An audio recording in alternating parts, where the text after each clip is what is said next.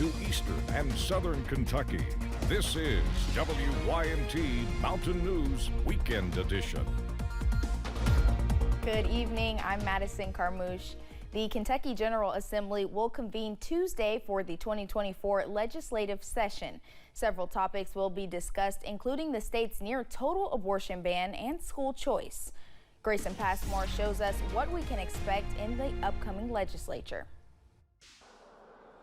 With just 4 days until the Kentucky General Assembly begins its 2024 legislative session, WKYT's Bill Bryant sat down with Senate President Robert Stivers for this weekend's Kentucky Newsmakers program. The two discussed what Stivers expects to see during the upcoming session, including the proposed budget, starting with Governor Andy Beshear's proposed 11% teacher pay raise.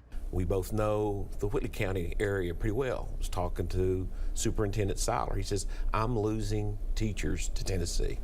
And so we understand that. Indiana, Tennessee, we've got to be competitive with other states, but we also have to be competitive in all sectors of government with private sector pay.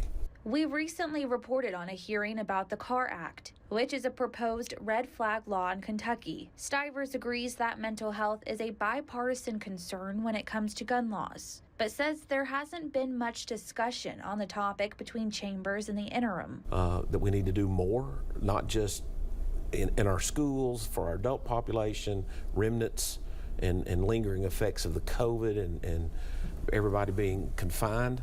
I think you'll see a lot of things there. As to the extent, and I think it's good to have these discussions, what happens, not sure. Second to the budget, Stivers says the toughest issue now is abortion and whether legislature will allow for exceptions in cases of rape and incest. I don't know if there is a consensus in either chamber, among either caucus, because it is so personal depending on what your opinion is.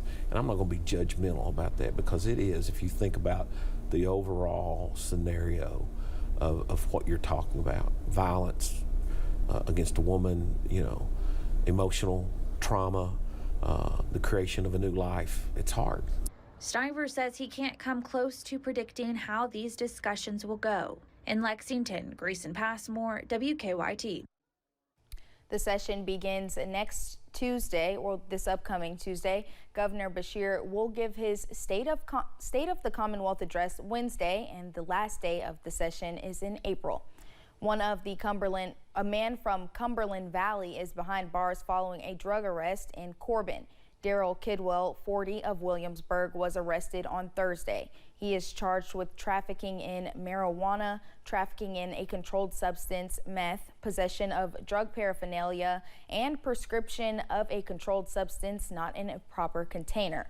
The arrest by the Corbin Police Department followed a tip from the Caryville Police Department that Kidwell was in a motel with a large amount of drugs. Kidwell was taken to the Whitley County Detention Center. One man is facing multiple charges after an investigation by the Kentucky Fish and Wildlife Resources Agency. Officers were serving an arrest warrant in Harlan County and found deer racks hanging in plain view. They got a separate warrant to search the property and buildings. A 61-year-old man was charged with 6 counts of illegal take of deer and 1 count of illegal possession of elk. On Friday, a member of the Claiborne County, Tennessee Rescue Squad died in a non-work-related crash.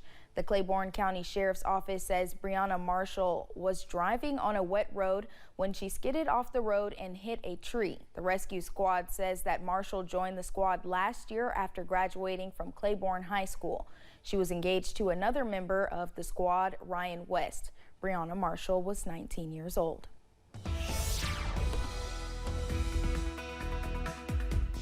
Well, it's a cold evening out there. Temperatures right now are generally into the mid-upper 30s. We are 39 in Manchester, 39 in London, 39 in Williamsburg, 36 in Harlan, 37 for Hazard right now, 38 in Jackson, 37 in Prestonsburg, 37 for Pikeville, 34 for Wise, and 36 in Clintwood.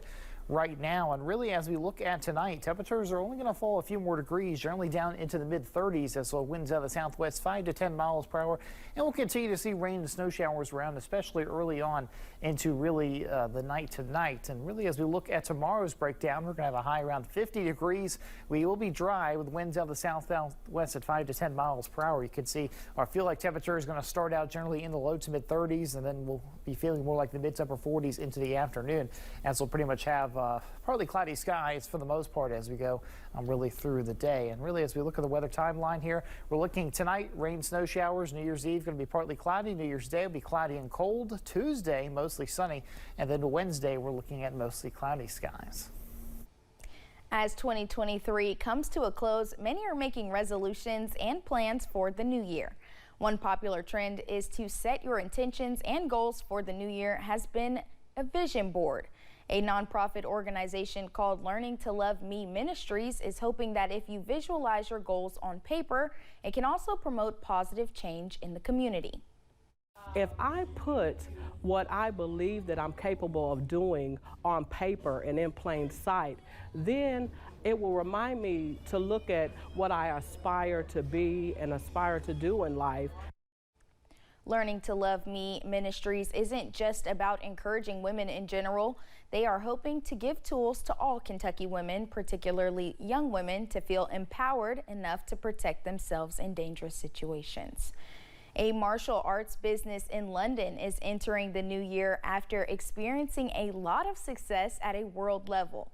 Earlier this month, London Martial Arts competed in the Good Fight Sub-Only Worlds Tournament against 88 teams and 700 competitors. The two-year program finished fourth in this year's tournament, along with bringing multiple world champions to the mountains. Instructor Jonathan Brierly says the tournament was an experience unlike any other. It's pretty crazy. I really didn't expect it to be 2 years in, you know, expecting it to be this big, but I've really been blessed. You know, I have a good team. These kids work. The kids and adults, you know, they work super hard in here. So I've been really blessed to have. The organization has grown from bringing 3 competitors to the tournament in its first year to 20 earlier this month. We will have more from the London Martial Arts tonight at 11. One Pulaski County church is continuing to give back to those in need, giving away clothes, food, and more. WYMT's RJ Johnson shares how they are able to do this each week. A mission that started nearly 10 years ago.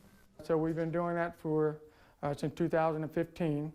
We basically, at first, we would load up a truck and we would go into different neighborhoods, and then we would let people shop through the food there. Cross Connection Church Pastor Brian Sawyers says it has grown into a weekly event, giving away thousands of donated clothes and food. Our basement basically is full of donations, and basically all of our Sunday school rooms, every room, it seems like it's been recently more donations have been full, and so we're expecting great things, and we'll continue to grow and to double in size and continue fulfilling their mission. We just use this as servants, as God says to do, as to me, as you have done to others. And we want it to be able to help people and to be what Jesus called us to be, and that's the salt and light of the world.